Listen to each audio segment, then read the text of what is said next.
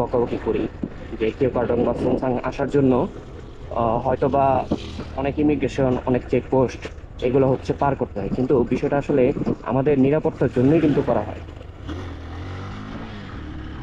তো সেনাবাহিনী এটা করার কারণ হচ্ছে যে আমরা যখন গতকাল কেউ কার্টন আসছি, গতকালকে হচ্ছে কেউ কার্টন আসার পরে আমাদের গতকালকে থেকে কিন্তু সুইসাইড করার এই যে রাস্তাটা, এটা ইভেন আমি ঢাকা থেকে যখন হচ্ছে রওনা করছি আর দিন এরপরের দিন ধরে, তখন পর্যন্ত আমাদের একটা নিউজ ছিল যে হচ্ছে সুইসাইড করা কমে।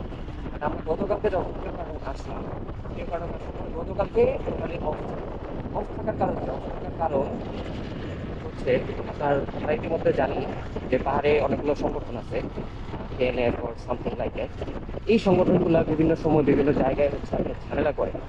এই ঝামেলা করার কারণে আমাদের ট্যুরিস্টদের নিরাপত্তার কথা চিন্তা করে এই জায়গাগুলো হচ্ছে অফ রাখা হয়। এই হচ্ছে সেই সুমসাং পাড়ার ঐতিহ্যবাহী রিসর্ট, যে রিসর্টে হচ্ছে থাকা বা বুকিং করার বিষয়টা সবাই জানে।